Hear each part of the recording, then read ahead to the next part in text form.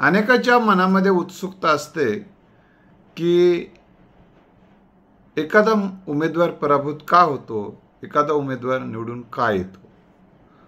तर आज आपण बघूया असे कोणते घटक असतात की त्या उमेदवाराकडे लोक आकर्षित होऊन त्याला निवडून देतात. तर पहिला एक मुद्दा मी आपल्या समोर ठेवणार आहे. ते कोणाला लागू पडते, कोणाला लागू पडत नाही हे तुम्ही बघा. तर एखाद्या उमेदवाराला निवडून दिल्यानंतर त्याला त्याचं व्यक्तिमत्व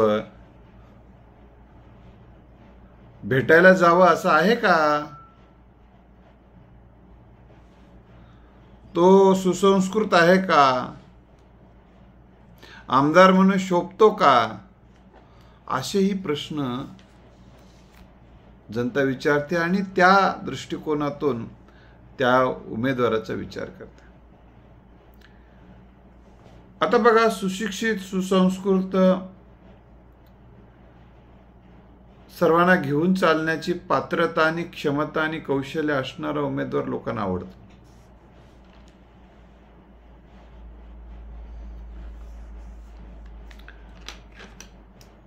समजा 100 मतदार आहेत. त्या 100 मतदारातले 50 मतदाराला एखादा उमेदवार म्हणा, तुम्ही आमचे नवर, तुमच्यापेक्षा आम्ही श्रेष्ठ आहोत र, असं म्हटलं तर एका झटक्यात 50 दूर जातात. ज्यांना तुच्छ लेखले जाते.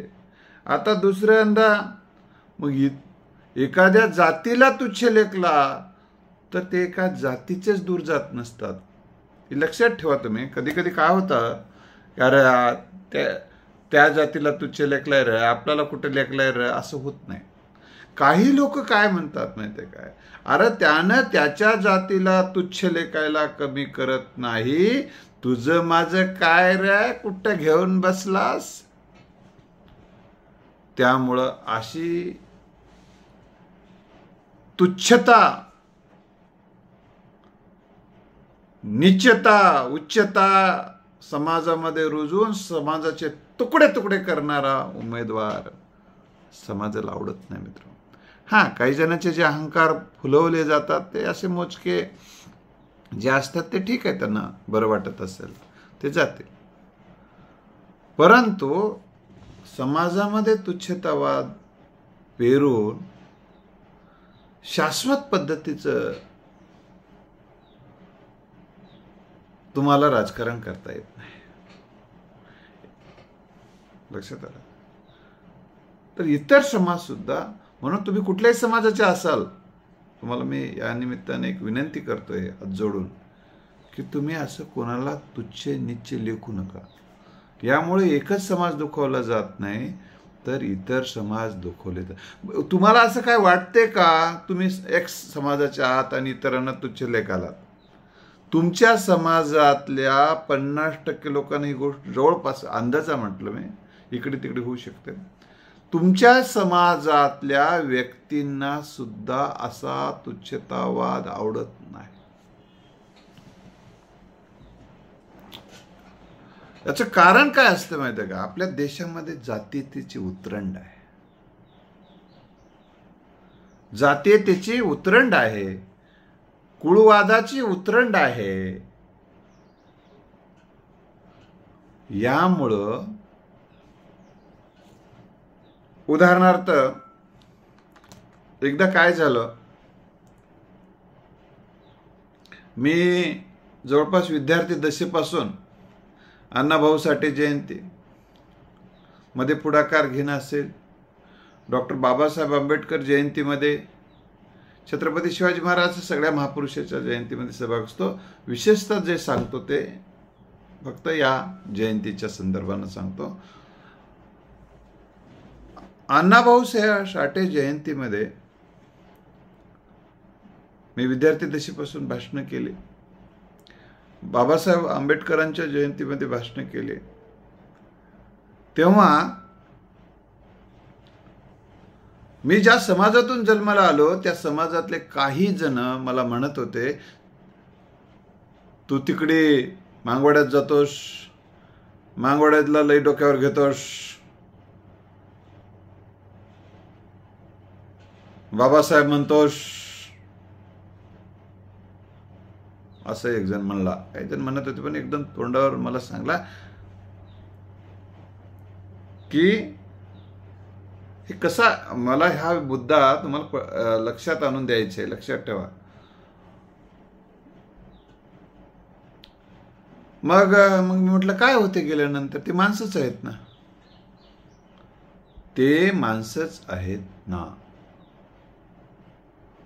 तेव्हा त्यांना मी प्रश्न विचारला,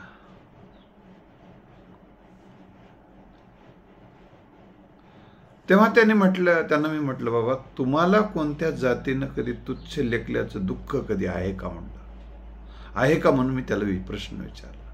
तुम्हाला असं कोणी तुच्छ लेखलं होतं का अगोदर? ठीक आहे, त्यांचा आपण तो विषय पुन्हा बोलू, पण आता तेवढं सांगा म्हटलं, तुम्हाला कोणी जातीनं तुम्ही कमी आहात असं कधी कुठे म्हटलं होतं का? किंवा तुम्हाला कधी अस्पृश्यतेचे चटके बसले का? म्हणून मी त्यांना प्रश्न विचारला. ते म्हणाला, हो म्हणला, हो हो हो, आम्ही दिवाणजीच्या घरी गेलो होतो म्हणला, आम्ही दिवाणजीच्या घरी गेलो होतो, आमच्या गावाच्या बाजूला आहेत. तर दिवाणजीच्या घरी गेलो होतो तेव्हा उन्हाची पार होती, उन्हाची पार होती. दिवाणजीसाठी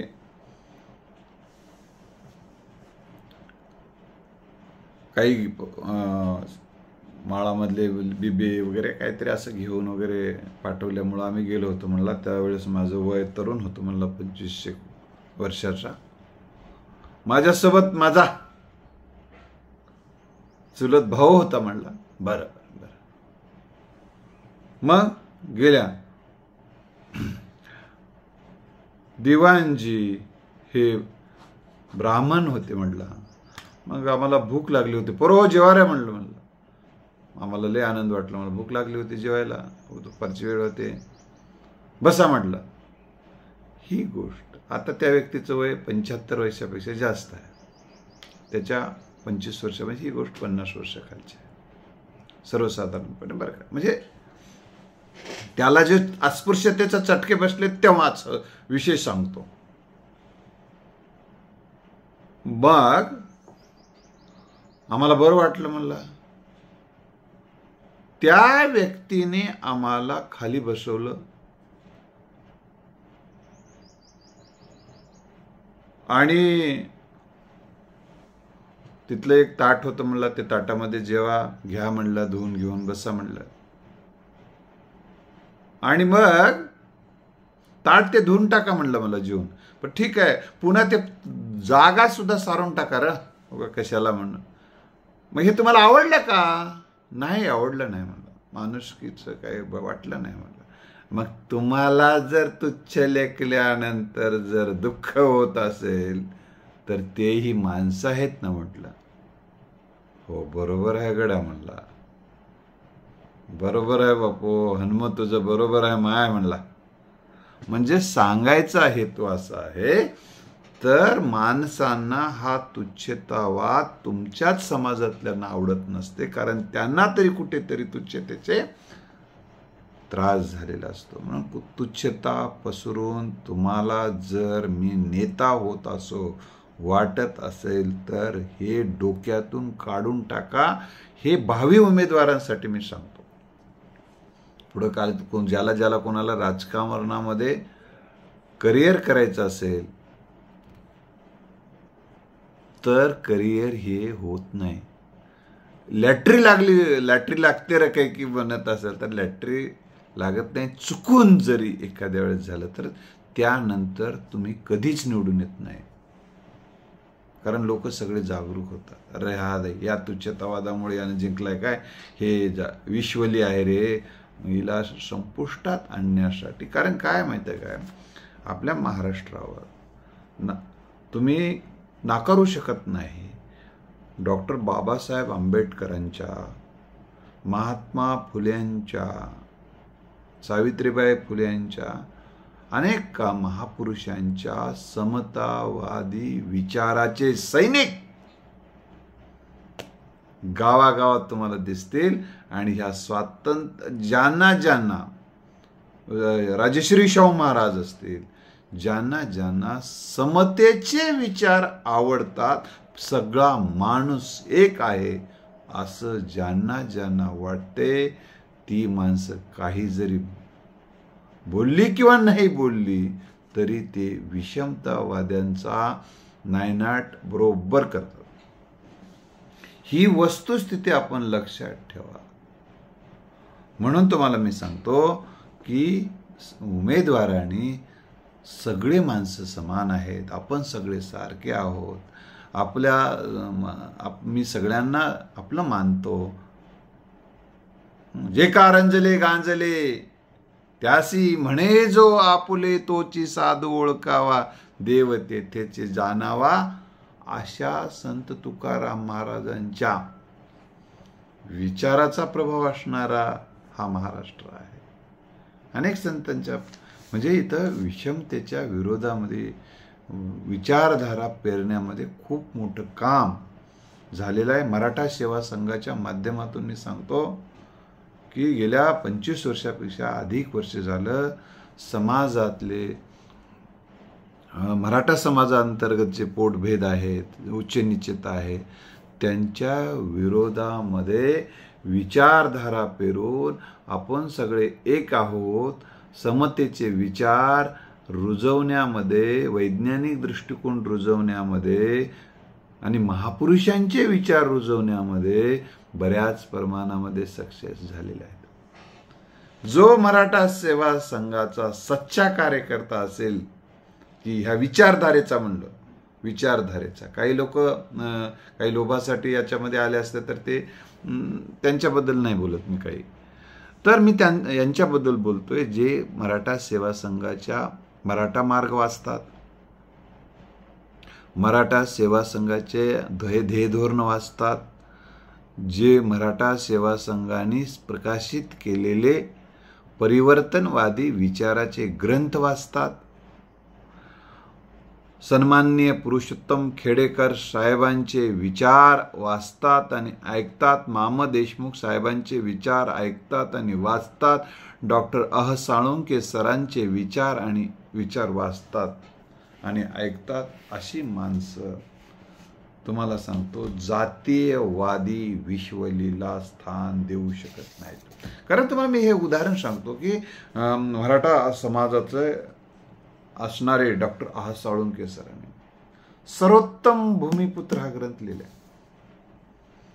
म्हणजे असे विचार वाचणारे आणि ऐकणारे माणसं जातपोटजातीचा विचार करून त्या उमेदवाराकडे वळतील, असे जर अपेक्षा जर कोणी करत असेल तर ते पाळण्यात आता झोके घेत आहेत असा त्याचा अर्थ असतो. असं होत नाही मित्र. कारण विचाराचा ताकद, विचाराची शक्ती प्रचंड असते आणि त्या विचाराची शक्ती अविचारी शक्तीला पराभूत करत असते. हे सत्य आपण मानलं पाहिजे. आणि याचं प्रमाण असेल, हां ठीक आहे, असं मी जे विचाराची शक्तीचं प्रमाण असेल 10% असेल, 5% असेल, काहीतरी असेलच ना, पण हे सुद्धा तुमच्या बाजूनं येणार नाहीत.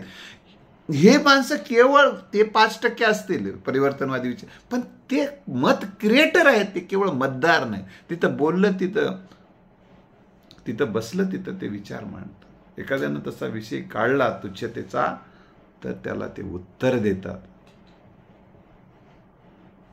एकदा आम्ही एका ठिकाणी चर्चा करताना म्हणलं विषय निघाला होता असाच, बाबा हे लयच जातीचं विष पेरायलेत आणि उच्च निश्चितीचं विष पेरायलेत. तर त्यांनी सांगितलं उच्च निश्चिता हे वैज्ञानिक कसोटीवर टिकत नाही. मानवजातीचा इतिहास जर अभ्यासला तर लाखो वर्षे विवाह संस्थाच नव्हती. आज जनावर आपले जसे अवलाद पैदा करतात तसे माणसं आपले अवलाद पैदा करत होतात. मग अचानक शुद्धत्व येत नसते. आणि स्वार्थ साधून घेताना तेव्हा काय दिसत नाही कुळी आणि जात. आत्ताच बरं दिसते निवडणुकीमध्ये. असाही प्रश्न जनता विचारत आहे, लक्षात ठेवा. असा परिवर्तनवादी जनता विचारते. त्यामुळं अशा काही विषय असतात. त्यामुळे तुम्हाला मी सांगतो की या विचाराला मतदार थारा देतात असं नाही. आणि तुम्ही असं समजू नका मराठा समाजामध्ये जातीच्या नावानं सगळे एक होतात असं नाही. ही गोष्ट लक्षात ठेवा. मग त्यामुळे हा मराठा समाजाचा उल्लेख म्हणून मी फक्त एवढ्यासाठीच केलेला आहे की हा संदर्भ मला द्यायचा होता मराठा सेवा संघाचा.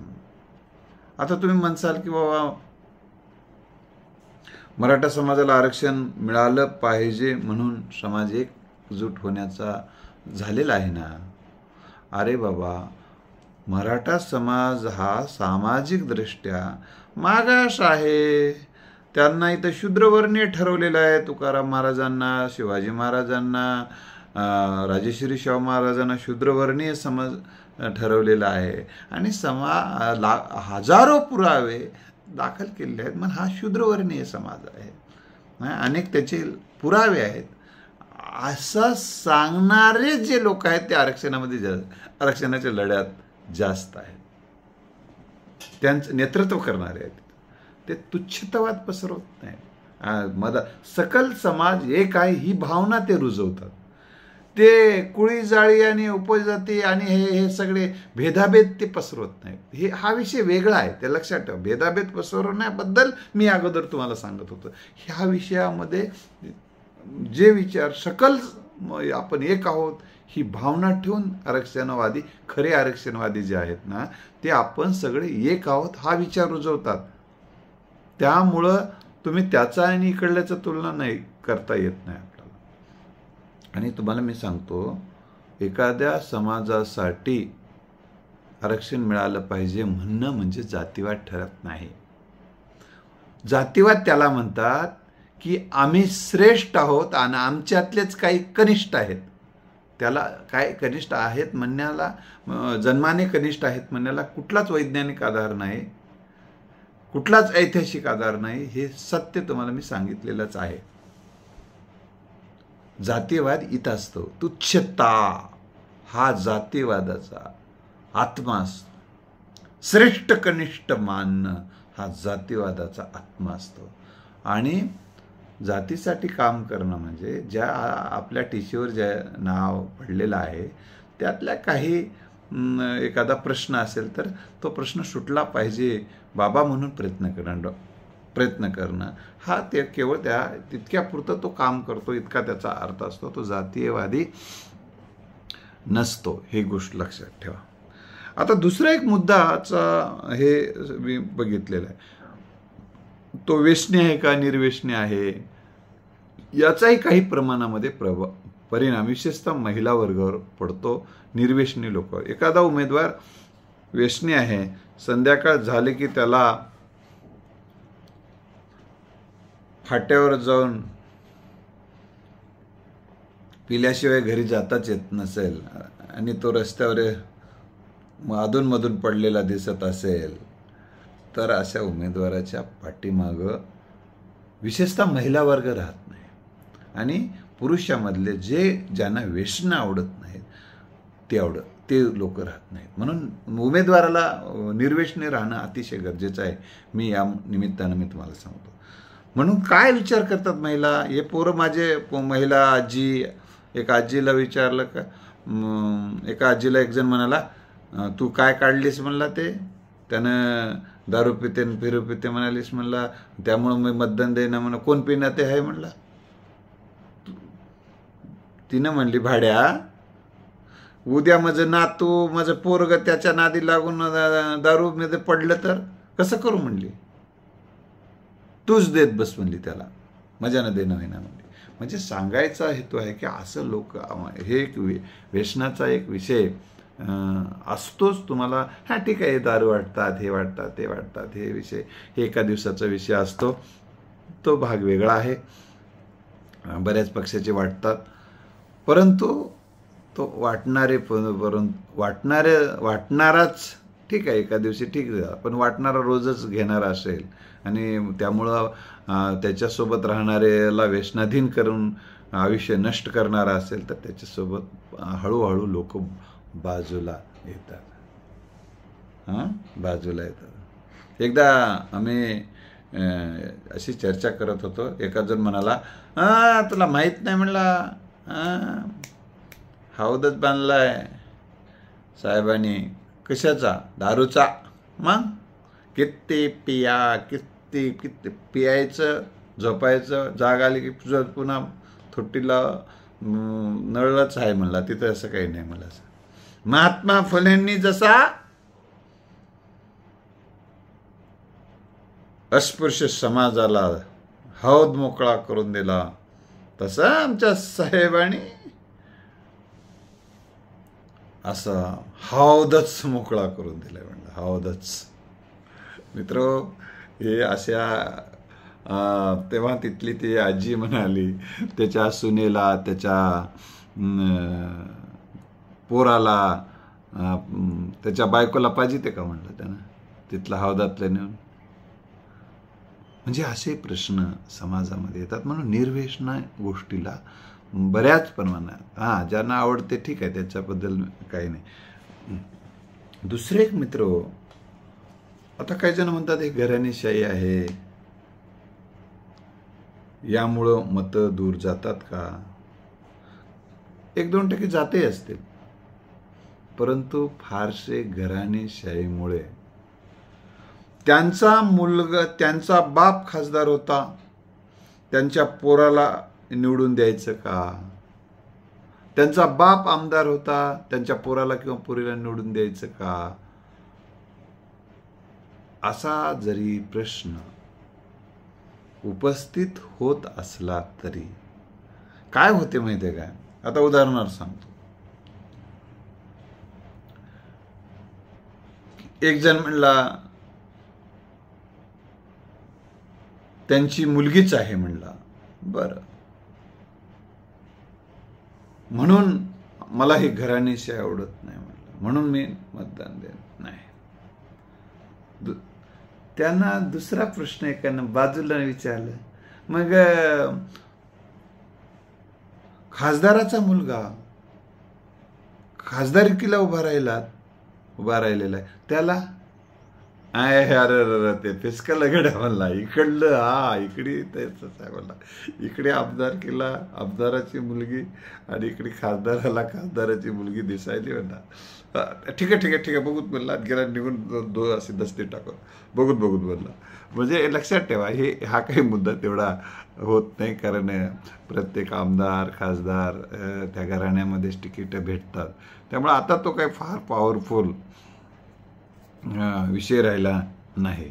ज्यांनी घराणेशाहीच्या विरोधामध्ये भाषणे केले,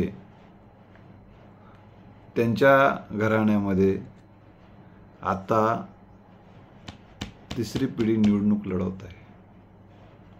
ही गोष्ट आपण लक्षात ठेवला.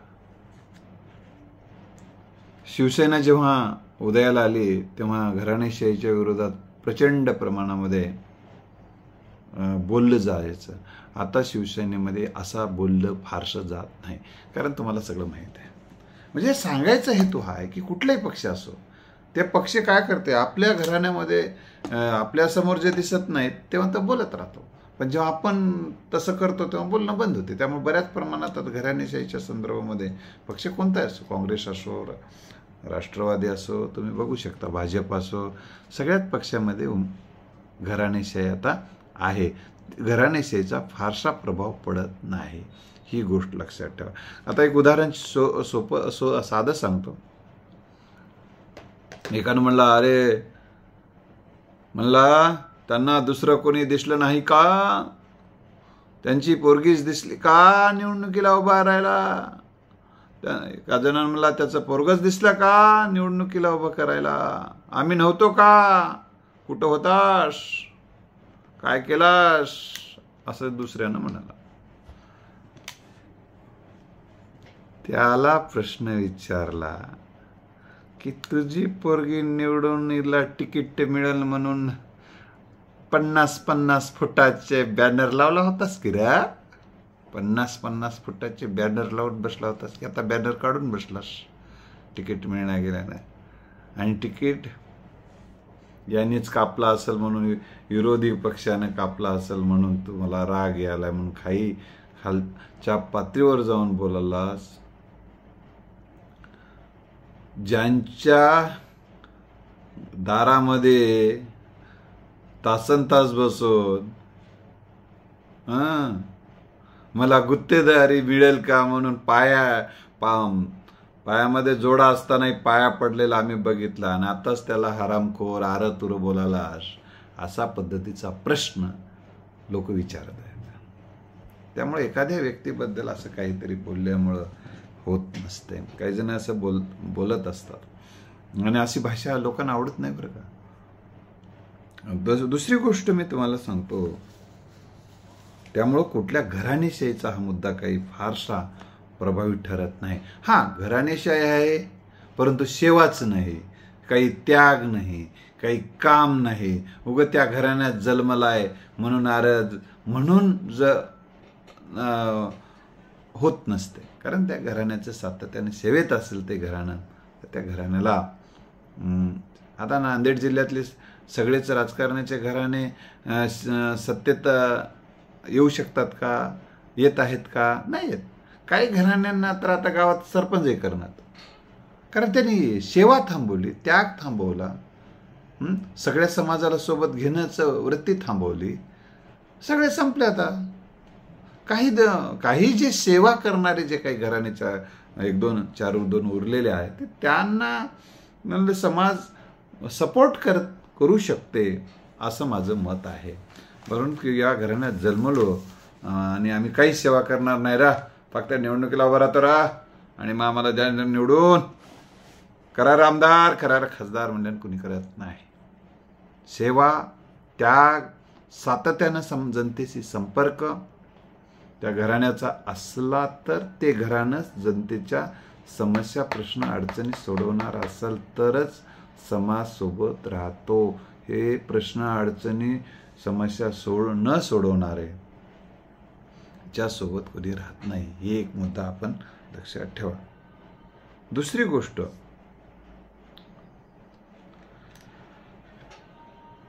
काही त्यानं स्वखर्चानं काही उपक्रम राबवले का? हा सुद्धा एक त्या परिवारानं, त्या घराण्यातल्या परिवारानं काही हे स्वतः ठीक आहे म्हणा, काही स्वखर्चानं काही समाजाला वैद्यकीय मदत करतात का? काही पाणी वाटप करतात का? पाणी देतात का? घराने बरं का, काही लोकांना मदत मिळवून देतात का? काही जणांची विवाह गोरगरिबाचे लावून देतात का? काही शैक्षणिक साहित्य देतात का? वैद्यकीय मदत देतात का? काही दिली का कधी? हे प्रश्न विचारतात. काल परवा एक उमेदवार ते गाडी रस्त्यानेच फिरू लागली, तिथं फिरता थांबली आणि त्याने विचारलो आम्ही की बाबा की यामध्ये उमेदवार तुम्ही ते काहीतरी काय विकास केले, काय विकास करणार आहे असं काही लावच नाहीलात तुम्ही, उगं गाणी वाजवतच फिरायलात. तर गाणे काहीतरी ते सांगा ना की बाबा आमच्या उमेदवारानं हे केलेले आहेत कामं जनतेसाठी आणि उद्या निवडून आल्यानंतर हे करणार आहात. आमचा उमेदवार सर्वांना घेऊन चालणार आहे, सुस्वभावी आहे, निर्व्यसनी आहे, असं काहीतरी लावा. की नसेल तर काय लावा म्हणला, आम्हाला काय करायचं आहे म्हणलं त्याचं लावायला. तसलं त्यानं ते पेनड्राईव्हमध्ये दिलेलं आम्ही उगं वाजवता म्हणलं. आता थोडं गाणे लावा वाटल्यानं लावल्या म्हणलं, तिला आम्हाला ते गावात गेल्यावर वाजवतो म्हणलं. मग काय विकासाचे मुद्दे आहेत? कशाचं? मातीचा विकास आहे हो म्हणलं. मग आम्हाला पैसे भेटतात आम्ही वाजवायला म्हणलं. वाजवतो पण फुकट थोडंच वाजवतो म्हणलं. म्हणजे अशा पद्धतीचा तुमच्याकडे सांगण्यासारखं काहीतरी असावं, तुम्ही काहीतरी सांगण्यासारखं केलेलं असावं. तुम्ही सांगण्यासारखं काहीतरी चांगलं करत असावं आणि चांगल्यासारखं काहीतरी करणारं असावं, तर समाज नक्कीच तुम्हाला सांगतो हे नव्या नेतृत्वाला, नव्या उभारीच्या नेतृत्वाच्या पाठीशी राहते. अन्यथा दरवेळी हौशे गौशे नवशे उभा राहतात, परंतु समाज त्यांना नाकारतानाच दिसते. तुम्ही आता 20-25 उभा राहतात, त्यातले 2-3 मध्येच स्पर्धा राहते ज्यांचे काहीतरी योगदान आहे त्यांचे. म्हणून योगदान हा घटक अतिशय महत्त्वाचा ठरतो, हे मी तुम्हाला या निमित्तानं सांगतो. आता एक उदाहरण देतो मी तुम्हाला की आता ग्रामीण भागातली माणसं कसं बोलतात तुम्हाला सांगतो. एखादा व्यक्ती जर गेला घरी आणि एखाद्याच्या घरी बसला जाऊन, आमचे पाहुणे आता बरं चला घरी मतदान मागूत म्हणून जर समजा गेला, सेवेचा कसा प्रभाव पडतो एक उदाहरण मी तुम्हाला देतो. आणि मग गेल्यानंतर चहा पाणी झाल्यानंतर, कस काय आलास बापू, लय दिवसानं त्याची बहीण किंवा त्याची आजी विचारते,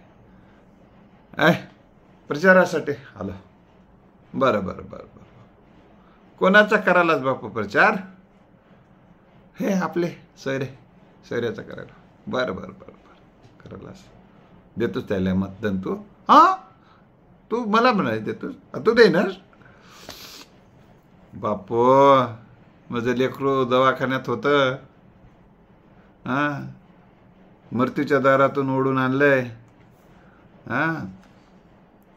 त्याला देऊ की तुला देऊ र? माझ्या घरासमोरचे रोड कोण केले बापू? त्याला देऊ की त्याला देऊ र? माझ्या शेतात पाणी खेळाले ते कोण ज्यानं आणले त्याला देऊ की तुला देऊ र? बाबा, असा फवारा मला त्यांनी सांगितलं, असं मला बोलले बापा. बोलला अवघड झालं मला ते. मग गावात शाळा कोणी आणली? आमच्या मंदिराला एवढा निधी दिला त्यांनी, आमच्या गावात समाज मंदिर त्यांनी बांधलं. अरे ते बाई म्हणले, सर मला सांगितलं त्यानं, एवढे तिच्याकडे खटखट ते आमचे नातेवाईकच आहे म्हणला, तरी आमच्याच विरोधामध्ये अशी बोलू लागली म्हणला. मला उगं चालू की हिच्या घरी वाटू लागलं म्हणला. आणि तुला बरे निवडणूक आल्यानंच मी आठवलं र म्हणली म्हणला. मग मी म्हटलं कधीतरी जायचं म्हणलं, वर्षभरातून कधीतरी घरी जायचं ना म्हणलं, संपर्क ठेवायचा ना. म्हणजे तुम्ही संपर्कच ठेवत नसाल आणि उगं आपला सोयरा उभा राहिला म्हणून जात असाल तर असंच होत नसते. असं होऊन जर झालं असतं तर पाण्यावर लोणी आणि पाण्यातून तूप निघालं असतं, असं होत नसतं. हां, तर पुढच्याचं काही जे योगदान नसेल तर त्या सोयरा हा घटक एखाद्या दिवस ठीक आहे बाबा, त्याचं योगदान नाही, याचं योगदान नाही, आपल्याचं योगदान आहे, त्याचं योगदान आहे, मग ठीक आहे बापू, मग करूया, काय हरकत आहे, त्याचंही काही नाही, मग आलं तरी केला तर करेल, मग हक्काने जाता येईल, असा विचार समाज करू शकते. परंतु मित्र हो, वडाचं झाड तोडून झुडपाच्या सावलीला कोणी येत नसते. म्हणून काय असते माहिती आहे का, अजून एक महत्त्वाचा प्रश्न आहे. निवडणुकीच्या वेळी द्वेष पसरला जातो, वातावरण निर्माण केलं जातं. उद्या काय, निवडणूक झाल्यावर काय? एक पंगत वाढणारा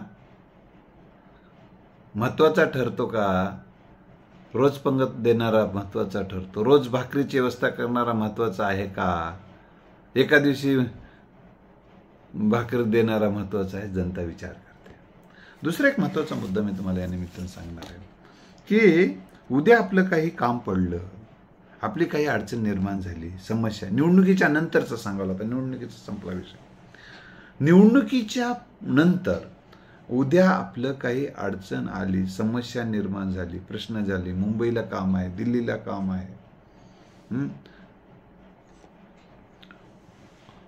डायरेक्ट न्यायालयामध्ये काम आहे, कोर्ट कचेऱ्यामध्ये काम आहे, तर अशा वेळी कोण आपल्याला सहकार्य करू शकेल, कोणाकडे ही क्षमता आहे, कोणाकडे ही ताकद आहे, हा विचारही जनता करते. आणि आणखीन एक लक्षात ठेवा, ते भय लोकशाहीत नसावं पण आहे ते सांगतो मी तुम्हाला. उद्या जर आपण यांच्या विरोधामध्ये गेलो तर आपल्याला ह्या अडचणी आणू शकतात, ह्या समस्या निर्माण होऊ शकतात, हे प्रश्न निर्माण होऊ शकतात. ही भीती सुद्धा असेल तर समाज त्या भीतीपोटी सुद्धा नव्या सोबत किंवा ज्यांच्याकडे ही ताकद नाही त्याच्या पाठीमागे जात नाही. आणि शेवटचा एक मुद्दा मी या निमित्तानं सांगतो. काही माणसं एकदाला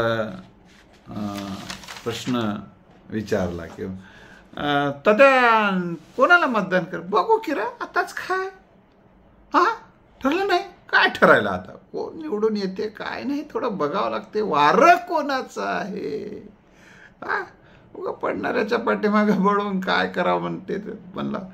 त्याचं म्हणणं आहे तात्याचं, आपण पडणाऱ्याच्या बाजूने कधी मतदान करणार म्हणला. हा मग कसं, विजयाच्या बाजूने करतो. तुला कसं कळते, सगळं कळते रे, थांब थोडं वातावरण होऊ दे, वातावरण होऊ दे, पैसा सुटू दे म्हणला गावाकडं.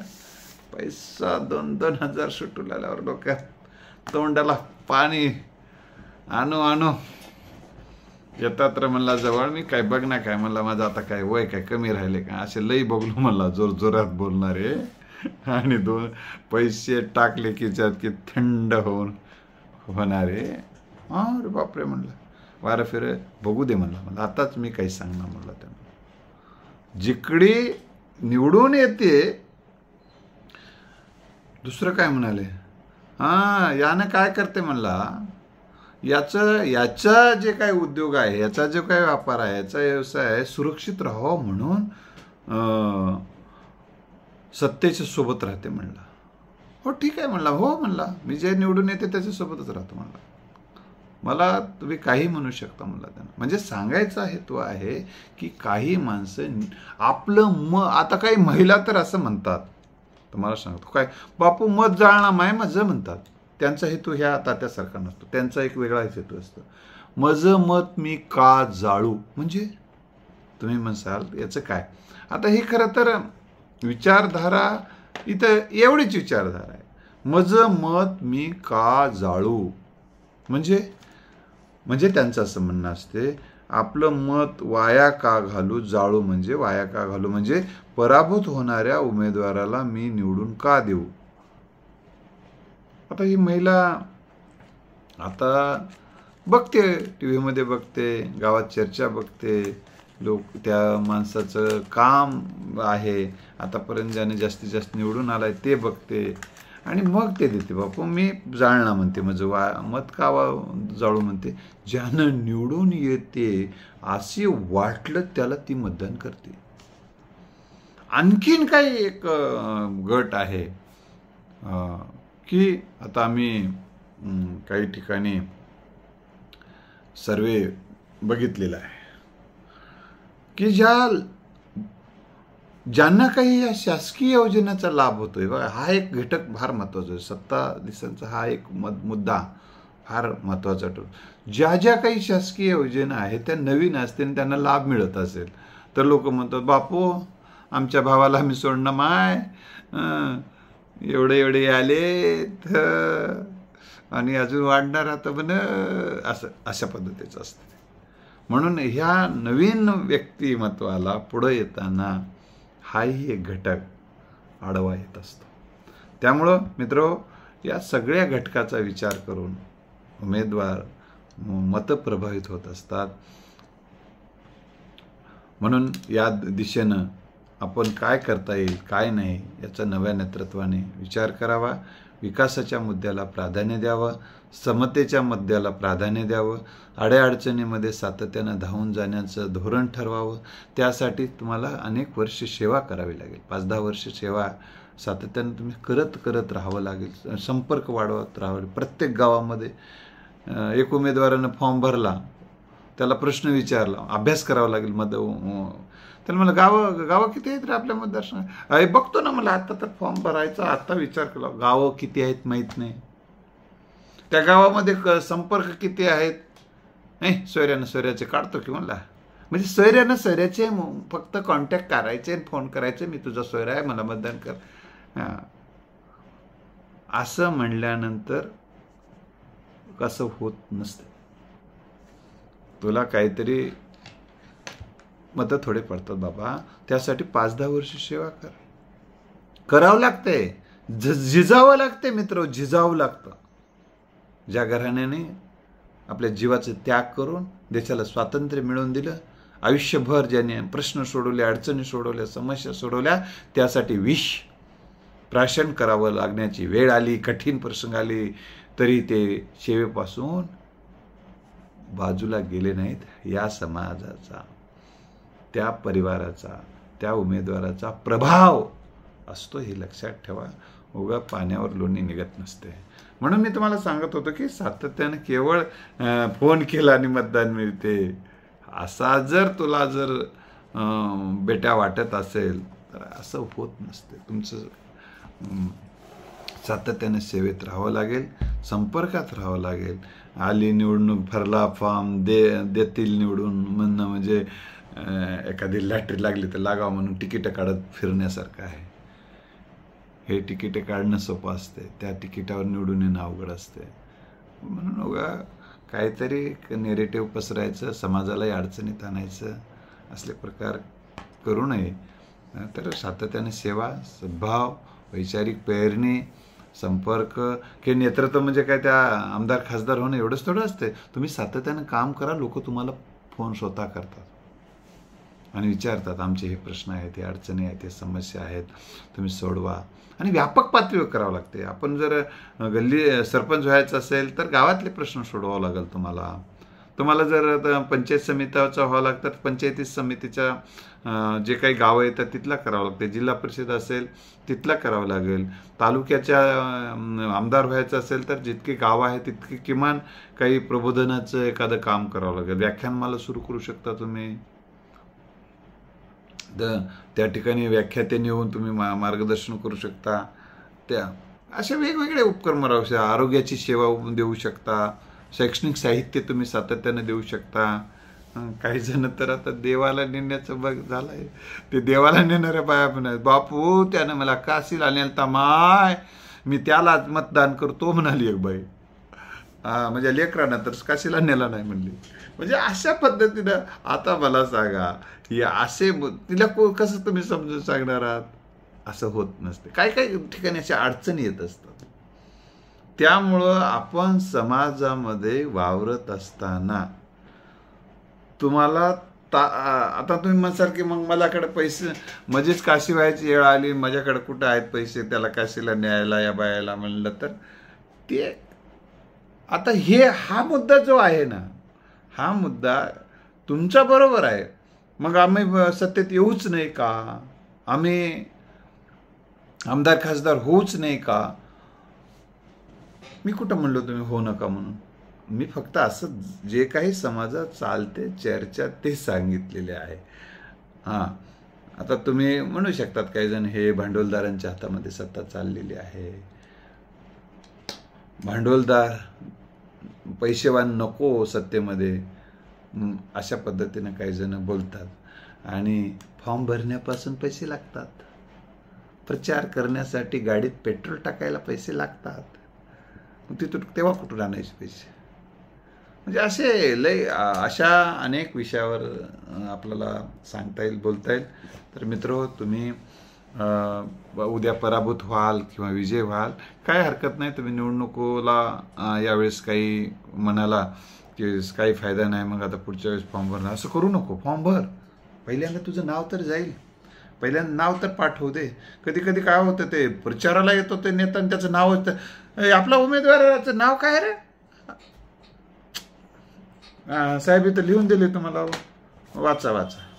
म्हणजे तुमचं त्या प्रचाराला येणाऱ्या माणसाचं नावही माहीत नसेल तर अवघड होते. त्यामुळे यांनी फॉर्म भरा, काय हरकत नाही, फॉर्म भरत राहा, तुमचं नाव होत राहते, संपर्क होत राहते. या निमित्तानं यावेळेस उभा राहिला होतात की नाही, संपर्क करा, संपर्कातले फोन नंबर ते सगळे जे आहेत ना, मग त्यांना असं त्यांचे व्हॉट्सअप ग्रुप करा आणि काही समस्या अडचणी असेल तर तुम्ही त्याचे सोडवण्यासाठी एक प्रयत्न तुम्ही एकटाच करू शकणार, हे लक्षात ठेवा.